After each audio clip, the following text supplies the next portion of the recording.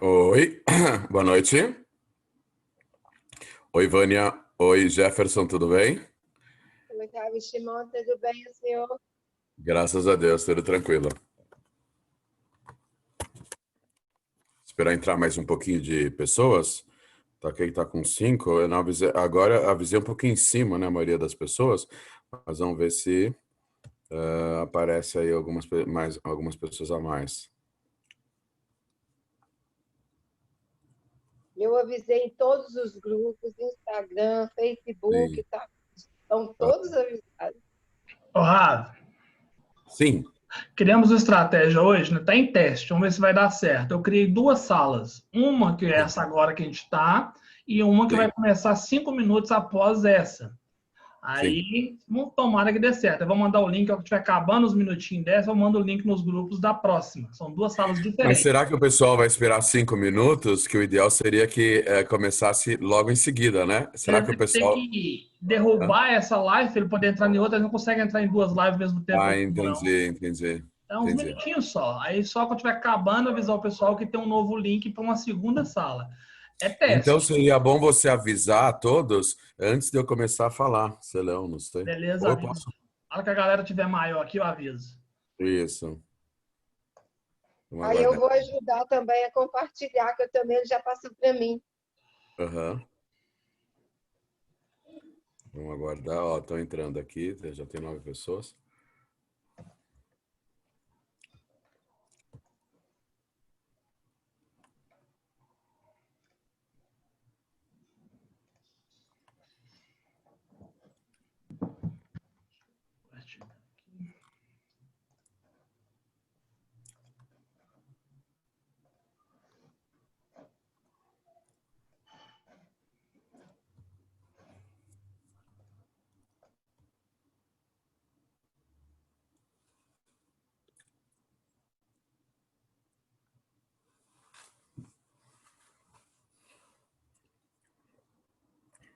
A gente começa.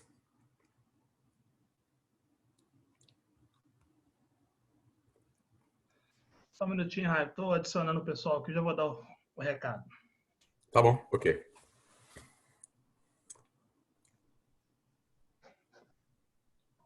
Está entrando muita gente ao mesmo tempo. Se eu não clicar, Uhum. eles ficam de fora.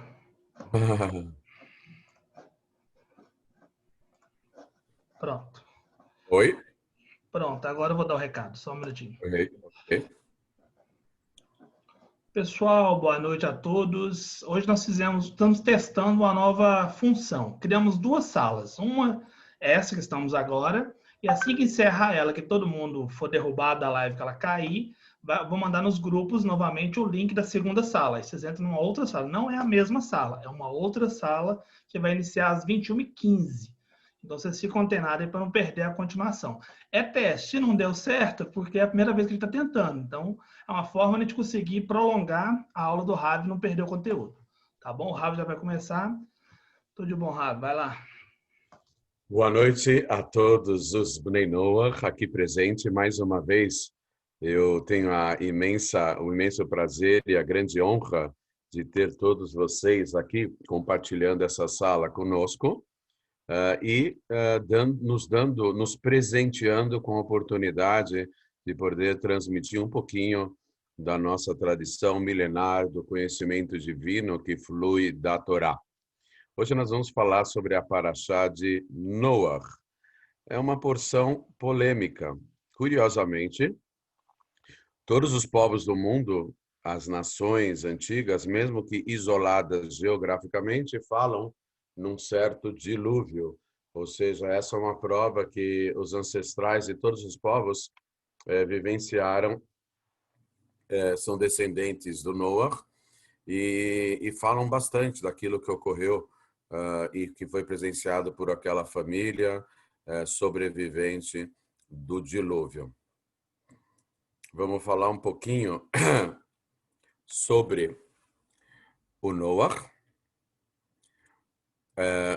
No comecinho da Parashá está escrito o seguinte: Ele toldot Noach. Essa é a prole de Noach. Toldot tem duas traduções, gerações e quer dizer, o efeito de gerar, né, que é a prole. Ele toldot Noach, essa é a descendência de Noach, Ish Tzadik Tamim Haya Bedorotav. Ele era um homem justo, íntegro em sua geração. E depois, no segundo verso, são citados textualmente os 3 filhos de Noach. E Noach teve 3 filhos, Shem, Ham e Yafet. Sem, Cã e Jafé. Shem, Ham e Yafet. A primeira pergunta que Urashi traz é por que a Torá, na hora de falar a descendência de Noach, fala das qualidades dele. E somente depois disso fala dos filhos. Então, Urashi traz 2 explicações. A primeira aqui é um assunto entre parênteses. Já que foi lembrado o Tzadik, então também são lembradas as suas qualidades, antes mesmo de falarmos sobre a sua descendência. A segunda explicação é que a verdadeira descendência de um tzadik ou de uma pessoa no mundo, que potencialmente todos nós podemos nos elevar muito, a verdadeira descendência da pessoa nesse mundo, a prole, são as suas ações, as suas atitudes. O Urashi posicionou em segundo plano essa segunda explicação, porque ela não atende bem ao sentido literal, porque a literalidade é que fala da descendência. A pergunta é por que primeiro as qualidades? Por isso vem a primeira explicação, de que já que se lembrou, tem uma frase no Salmos, Zecher Tzadik Livracha. A lembrança de um tzadik é para a bênção, ou seja, nós lembramos das qualidades abençoadas do tzadik. Mas vem a mística do judaísmo, a Hassidut, a Kabbalah, e nos revela o seguinte, que a Torá, ela não se enganou, porque se trata de um conhecimento infinito de Deus. Então, quando a Torá fala, essa é a prole do Noach, essa é a descendência do Noach, e fala das qualidades dele, então isso vem de encontro a uma passagem do Pirkei Avot, da Ética dos Pais, que diz o seguinte, que as pessoas, os filhos acompanham um pai ou uma mãe até a sua última morada nesse mundo, que é a sua sepultura. Mas os verdadeiros filhos continuam a empreitada, a jornada, a viagem da alma fora do corpo. Quem são os verdadeiros filhos? São as boas ações. Então vem um livro clássico da mística do judaísmo, que é o Sha'ar Ruach HaKodesh, o portal da inspiração divina, que é um livro dentre os escritos do Rabbi Yitzhak Luria, do grande cabalista Arizal Yitzhak Luria, que foram compilados pelo seu principal aluno, Rav Chaim Vital, o Rabino Chaim Vital. E lá está escrito que tudo aquilo que nós operamos, revelamos, expressamos, efetivamos a nível de pensamento, fala e ação, ocasiona criaturas angelicais, anjos, que são resultantes da nossa atuação nesse mundo, a nível de pensamento, os nossos pensamentos, a nível de fala, a verbalização dos pensamentos, e a nível de ação, a efetivação na prática dos pensamentos que foram verbalizados. É um processo, o pensamento é mais sutil, depois é um pouco mais materializado por meio da comunicação, da fala, da verbalização, e, finalmente, o pensamento vira uma ação e consegue mudar o mundo. A ação efetiva muda o aspecto do mundo em vários níveis. Então, a ação é fundamental, como está escrito também no Pirkei Avot, na Ética dos Pais. Ma'aseh hu aikar. A ação prática é o principal. Tem uma outra frase famosa dos sábios que diz o seguinte: uma boa ação vale mais do que 1000 suspiros. Em geral, a gente suspira por isso, suspira por aquilo, mas eu podia fazer isso, eu podia fazer aquilo, e a pessoa passa o tempo todo suspirando, mas na prática ela não materializa os seus projetos de vida, o seu ideal, os seus princípios, etc. Por isso, mais vale uma ação do que 1000 suspiros. E a tradição brasileira já escangalha com esse conceito e fala o seguinte: de boas intenções, o inferno está cheio. Aí já é abrasileirado o conceito, né? Então, na verdade, Noah, a qualidade maior dele eram as ações dele. Aí continua o Urashi explicando logo no comecinho que está escrito: Noah, ele era um homem justo, íntegro na sua geração. Então havia 2 grupos de sábios no Talmud que interpretam essa passagem.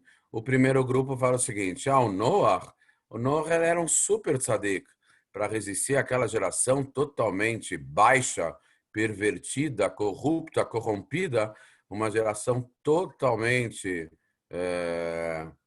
como se fala, totalmente desregulada, totalmente devassa. Não estou fazendo propaganda de cerveja não, pessoal. Totalmente devassa. Então, essa geração, qualquer pessoa que vivesse nela não ia resistir ao Yetzer Hará, a inclinação do mal. E mesmo assim, Noah resistiu. Então, ele era um super tzadik. Vem um outro grupo de sábios e diz que não. Que a Torá fala que ele era... A Torá não está falando que ele era um homem justo e íntegro. Está falando que ele era um homem justo e íntegro na sua geração. Está especificando que, comparativamente à geração, ele era justo e íntegro. Mas se tivesse na geração do Avraham, do primeiro judeu, ele seria considerado uma pessoa medíocre, mediana. Essas são as 2 opiniões. Aí vem o Rebbe e pergunta: mas existe uma ideia que jamais devemos falar algo negativo. Como, por exemplo, na própria porção do Noah, quando Hashem o ordena a selecionar animais, Hashem fala: você vai escolher casais e animais puros e casais e animais não puros. Então vem o comentário e diz o seguinte, que a Torá tem uma linguagem bonita.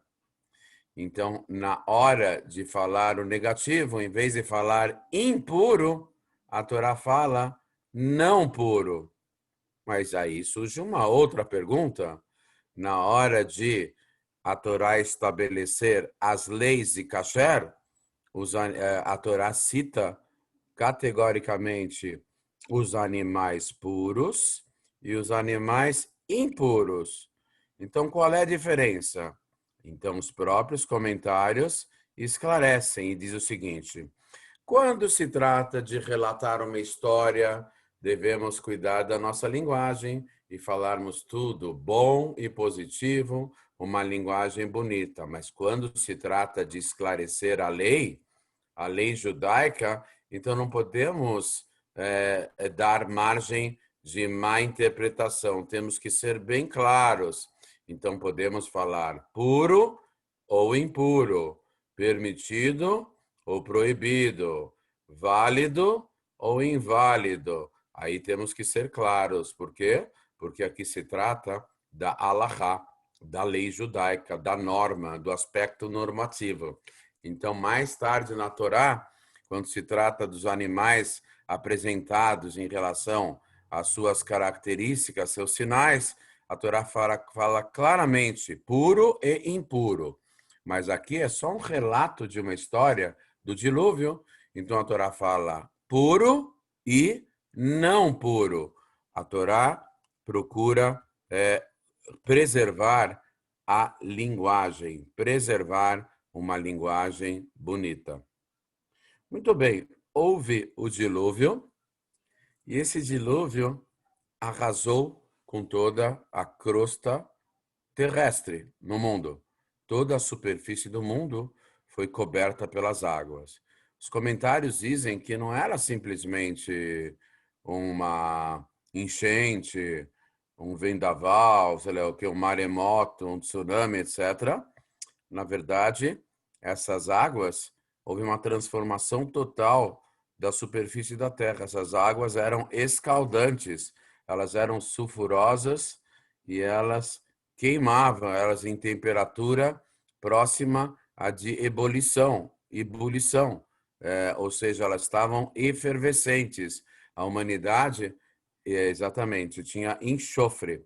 Então, o ácido sulfúrico, o sulfúrico é relativo ao elemento do enxofre. Então, as águas eram sulfurosas porque tinham enxofre e queimavam. Só que, num raio de uma distância ao redor da arca, as águas eram frias e, por isso, todas as criaturas marinhas do mundo, elas se reuniram ao redor da arca, inclusive o Leviatã, o maior peixe de todos os tempos, que ainda hoje está vivo, encoberto pelas águas. O Leviatã também ficou próximo da arca para não morrer escaldado pelo maremoto, tsunami,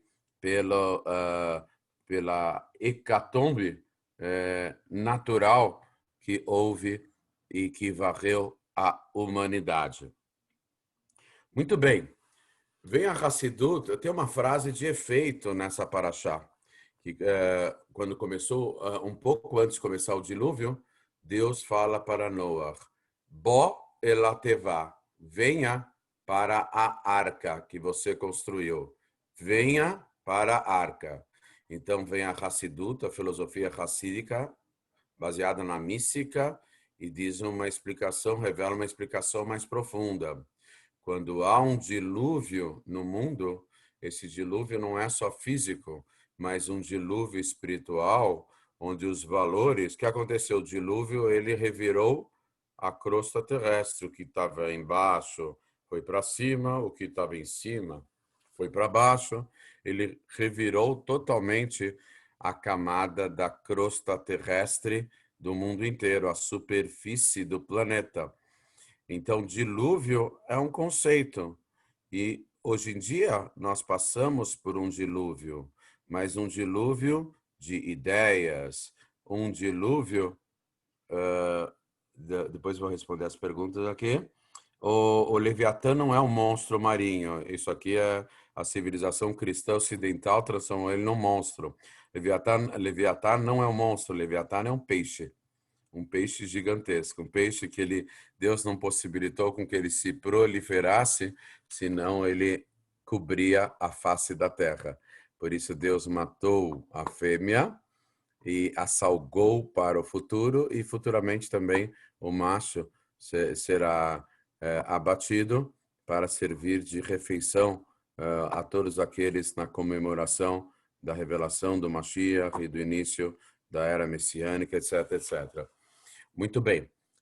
Quando nós estamos num dilúvio de valores, de ética, de moral, de justiça, de verdade, hoje em dia nós estamos num dilúvio de informações desencontradas. E antes da pandemia, a única conclusão que chegamos é que não chegamos a conclusão alguma, a conclusão nenhuma. Todas as informações totalmente desencontradas, um dilúvio de fake news. E o dilúvio também, ele tem uma passagem de efeito no livro dos Provérbios, do rei Salomão. Desculpe, não é o Provérbios, é o Cântico dos Cânticos, que fala o seguinte: Maim rabim lo yechlu lechabot esh ahavá. Muitas águas não poderão apagar o fogo do amor. Vem a Hassidut, a filosofia hassídica, e pergunta: o que são essas muitas águas citadas textualmente no Cântico dos Cânticos? Será que é uma referência ao dilúvio? Muitas águas, explica a filosofia hassídica, são as preocupações com o sustento, com a grana, com money. A preocupação com o nosso dia a dia, como vamos pagar as nossas contas. As pessoas chegam a entrar num estado, Deus nos livre, de desespero. Isso não é nada judaico, não é nada espiritualizado e denota somente um nível fraquinho de confiança em Deus.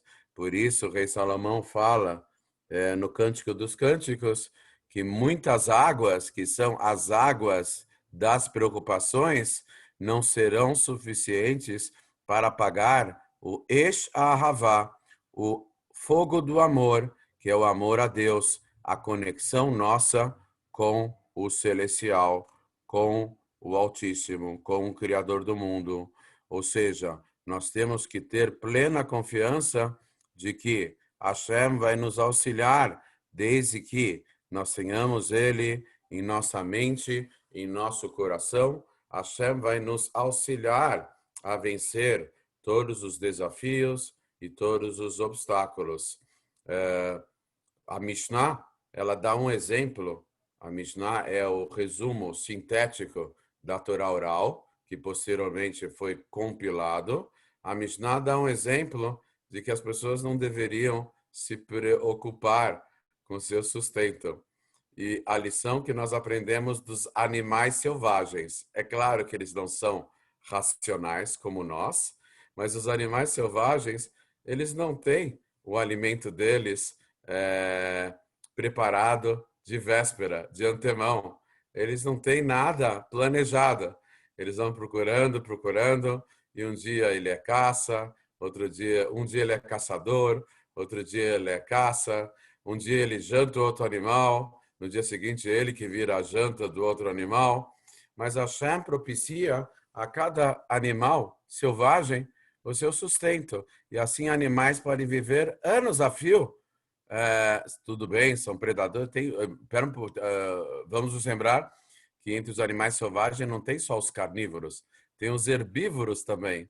E Hashem possibilita com que eles encontrem as raízes, as ervas, as plantas, os arbustos, o suficiente para servirem de alimento, sem eles trabalharem. Os animais não trabalham.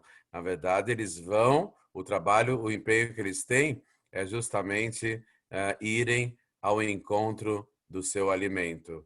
Então, quando há uma geração de dilúvio, Hashem pede para Noah, e todos nós somos descendentes do Noah, sem exceção, toda a humanidade. Cada um de nós tem uma faísca do Noah, porque a nossa espiritualidade estava embutida dentro da espiritualidade do Noah e de sua esposa, que deram origem a toda a humanidade pós o dilúvio, né?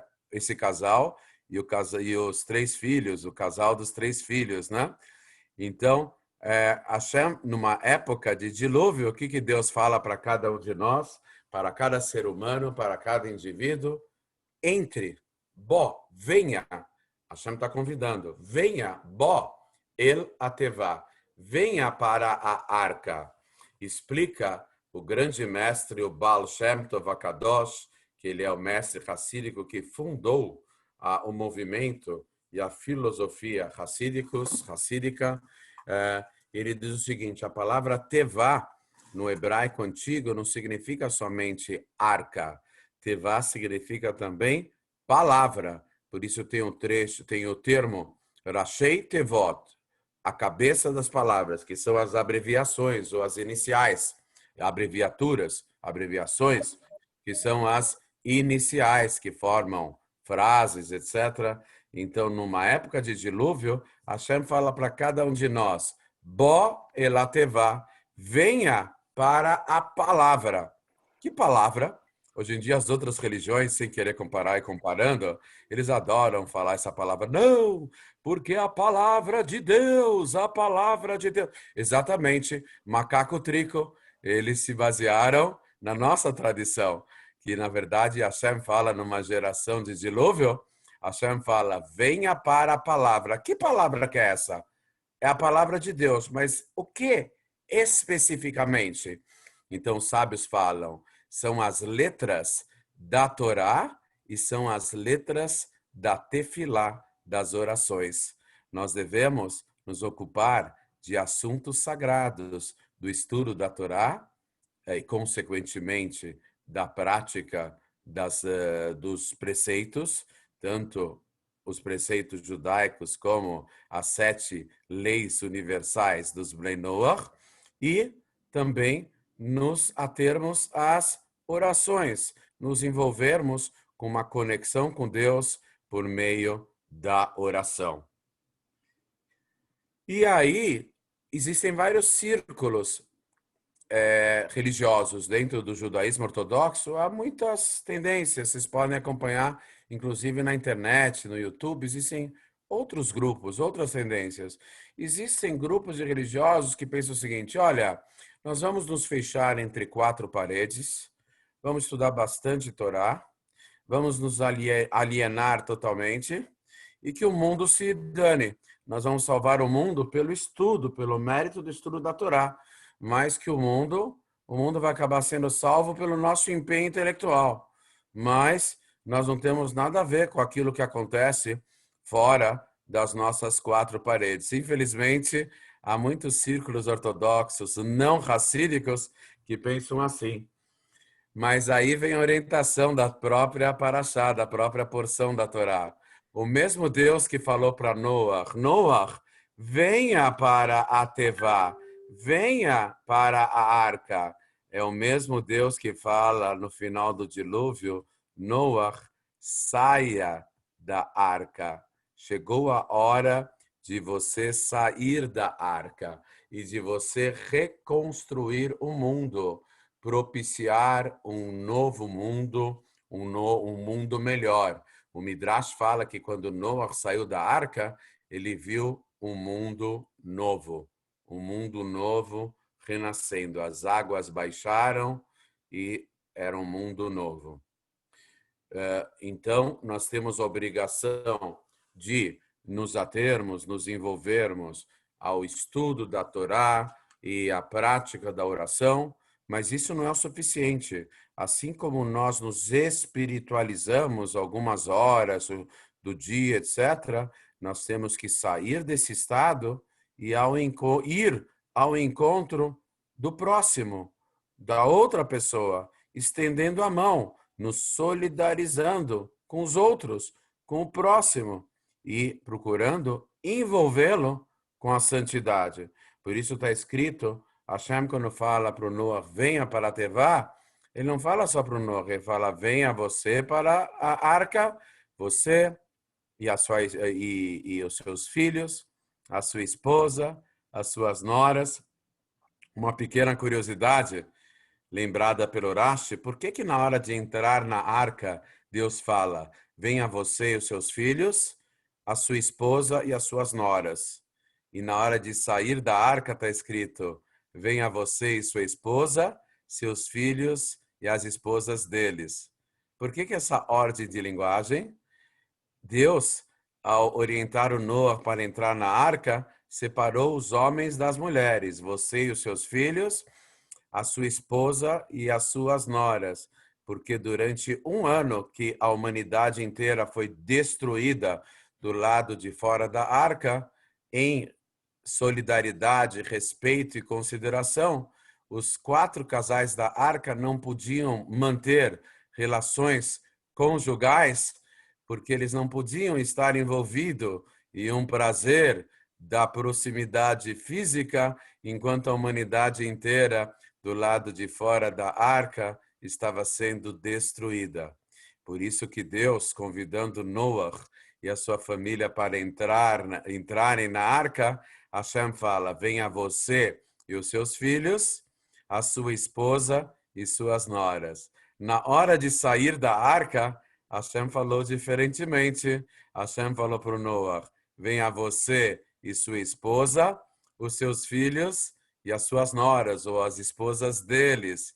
Ou seja, que aí foi permitido para Deus, já que já tinha passado o pior, a humanidade já tinha sido destruída, então eles podiam voltar a levar uma vida conjugal normal ao saírem da arca. uma pergunta que o Rebbe fala, existe uma ideia hassídica de que o nome da porção da Torá, ele tem dentro de si, dentro da ideia do próprio nome, um resumo e uma definição geral de toda a Parashá. E como o nome da Parashá, dessa porção, se chama Noach. O nome da porção da Torá dessa semana é Noach. E o que significa Noach? Noach vem da palavra menuchá. Menuchá significa descanso, serenidade, calma, tranquilidade. Isso significa Noach. E a pergunta que se faz é: como é possível que a Parashá se chama Noach, que etimologicamente significa tranquilidade, paz, descanso, se o dilúvio acabou fazendo perecer, matando e destruindo toda a humanidade? Como pode ser isso aqui? Então é importante nós frisarmos que qualquer sofrimento ou qualquer expressão da severidade de Deus nesse mundo, no seu íntimo é somente uma bênção, no seu íntimo é somente a bondade, é somente algo positivo. A humanidade foi destruída como forma de cacherizar, purificar o mundo. Por isso que as águas do dilúvio, a chuva torrencial, ela durou 40 dias e 40 noites. E a medida 40 vem nos lembrar de outra medida famosa, que é 40 CA. CA é uma medida de volume, 40 medidas de volume que compõem a quantidade de água da chuva reservada no mikve para a purificação. Então, o dilúvio foi uma espécie de mikve, piscina ritual gigantesca que veio purificar o mundo inteiro. Infelizmente, mas por divina providência, o preço foi destruir a humanidade toda, com exceção da família do Noach. A humanidade foi destruída. Por isso também o profeta Isaías, Ishaial, chama as águas do dilúvio de Mei Noach, as águas de Noach, as águas da tranquilidade, as águas que, por um ato de severidade que deu fim a toda aquela geração da humanidade, possibilitou com que o mundo se tornasse mais elevado. Quando Noach saiu da arca, ele encontrou um mundo novo, um mundo mais elevado, um mundo purificado que possibilitou a reconstrução da civilização humana. É interessante que está escrito no Zohar, principal obra da Kabbalah, sobre essa passagem, que no ano 600 da vida do Noach, abriram-se, escancararam-se os abismos da terra em relação à água e também foram abertas as janelas do céu. Isso está escrito na nossa porção. Vem o Zohar, principal obra da Kabbalah, e interpreta essa passagem dizendo o seguinte: no ano 6000 serão abertos os abismos da terra de água. Água significa sabedoria, assim como a água satisfaz a nossa sede física do nosso corpo, a sabedoria satisfaz a nossa sede intelectual, a sede que o intelecto tem de cada vez descobrir mais informações para atingir uma plenitude maior. Então, explica o Zohar que as águas dos abismos da terra é uma referência à sabedoria desse mundo, às ciências. E as águas das janelas do céu é justamente uma referência a obras místicas da Torá oculta, mais elevada, que foram reveladas no ano 6000.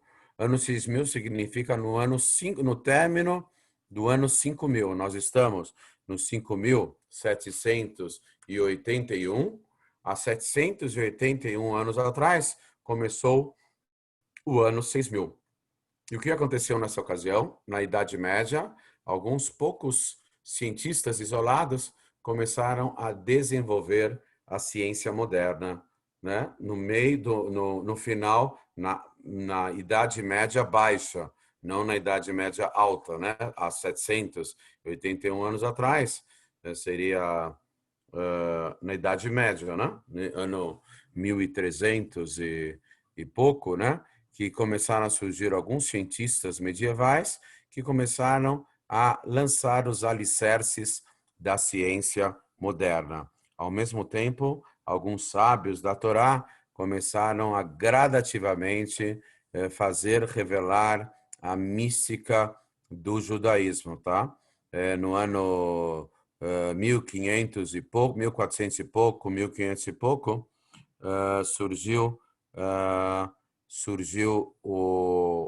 foi redescoberto o Zohar. O Zohar tinha sido ocultado durante 1000 anos, ele foi redescoberto mais ou menos por essa época e começaram a turbinar o desenvolvimento da mística, da revelação da mística do judaísmo nesse período. E aí continua o Zohar explicando essa passagem, dizendo o seguinte: e essas sabedorias, tanto do plano físico como do plano espiritual, essas sabedorias vão surgir no ano 6000 para prepararem nesse milênio a humanidade para irem ao encontro do 7º milênio, que já aí então é a revelação do Mashiach e principalmente o mundo vindouro, o Olam Abá. Tudo isso como forma de nos preparar para uma sabedoria maior, que é a sabedoria revelada de Deus. Está escrito em relação à época futura que a carne de todos verão Deus. O que quer dizer a carne de todos? O aspecto físico. O mundo físico e material, ele próprio revelará a presença de Deus. Nós não precisaremos meditar e refletir sobre assuntos espirituais para vermos a revelação de Deus. A própria materialidade desse mundo, o aspecto material do mundo físico, ele vai se transformar de tal forma que ele próprio irá transparecer a presença de Deus. Algo fantástico e maravilhoso que haverá de ocorrer futuramente, iminentemente. E por isso, essas ciências, que são as ciências